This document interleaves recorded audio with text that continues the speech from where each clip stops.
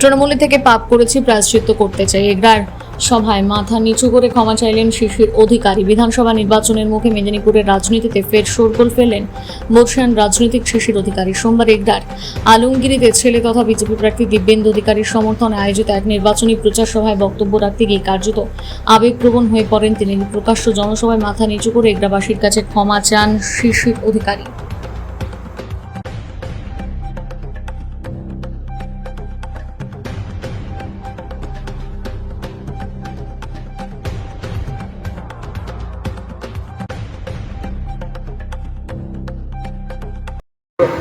যথেষ্ট ব্যবহার করে ক্ষমতা আমি ব্যবহার করে রাস্তা করেছিলাম। আমার স্মরণে থাকতে পারে।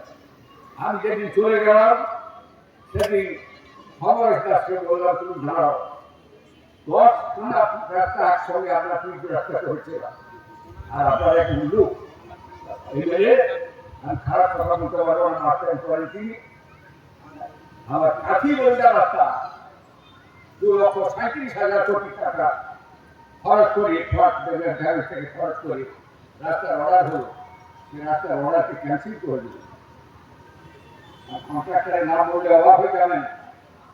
কেশবপুরাতে সেই প্ল্যান্ট তৈরি হচ্ছিল, বিশাল প্ল্যান্ট। সে ভদ্রলোক কাঁদতে কাঁদতে এসে বলছে, আমার বয় বলছেন, আপনারা যেহেতু আপনাদের বাড়ি আছে, অধিকারীরা যাতায়াত করে, কি শুধু অত্যন্ত ভগ্ন বলছেন অনেকে যে শত্রুতা করে। আমরা বুঝতে পারিনি, বিশ্বাস করি এত কাজের সঙ্গে যুক্ত থাকতাম, এইসব জিনিস এইসব ঘটনা করে মানুষকে মেরে ফেলতে চায়, মানুষের সর্বনাশ করবার জন্য এরা যা খুশি করতে পারে। বর্তমান মুখ্যমন্ত্রী তার করতে পারে না। অধিকারীরা যেহেতু এই রাস্তায় যায়, রাস্তায় টেন্ডার ক্যান্সেল করে দিল। আমাদের তার মারা গেছে, ধর্ষণ করে কাটতে হবে। এত রাস্তা খারাপ হয়ে গেছি, কেউ দেখছে না। আপনি দেখে আমরা দিল্লিকে বলে টাকা 237 কোটি টাকা, এগরা বাইপাস, 7 মাইল ব্রিজ 1952 সালে থেকে মুখার্জি যেটা করেছিলেন, নূতন সেই ব্রিজ, 7 মাইল ব্রিজ এবং এগরা বাইপাস সরকার আছে, সরকার আছে। এগরা বাইপাস কোথায় গেল? যেদিন উনি টেন্ডার ক্যান্সেল করছেন, আপনাদের ভাগ্যবান মহাশয়কে তার আগের দিন আমি ফোন করলাম, আর মাস্টারমশাই কালকে আপনাদের মুখ্যমন্ত্রী এই টেন্ডারটা ক্যান্সেল করবে কথা কি করে, যে 7 মাইল ব্রিজ টেন্ডার ওখানে ডাকুন না, আপনারা ডাকুন ওকে ডাকুন। যদি মাস্টার করে সততার নিষ্ঠার সঙ্গে যদি কাজ করে থাকেন, জিজ্ঞাসা করুন শিশির অধিকারী আপনাকে টেন্ডার ক্যান্সেলের আগের দিন বলেছিল কিনা, জিজ্ঞাসা করলে বুঝতে পারবেন। আমরা কখনো ডেভেলপমেন্টের কাজে আমি জীবনে কখনো শত্রুতা খারাপ কোনো জায়গায় করিনি, কিন্তু উনি করলেন। গতবার তিনি এখন বললে হয়তো অনেকে এখানে হারে যারা নেতা হয়েছেন হাসবেন, ট্রেনে উনি গেছেন, উনি বসছেন অর্ডিনারি ক্লাসে, আমরা সরকারি যে আইন আছে সেই মতো যেতাম। উনি যাবে খালি পয়সা একটু দাম দেখে সিকিউরিটির কারণে আমাকে ডেকে নিতে, কতবার এমনি করে 2 হাত ধরে ঝরঝর করে কেঁদেছেন, আমি বলতে পারবো না। আপনি বলতে পারেন কেউ?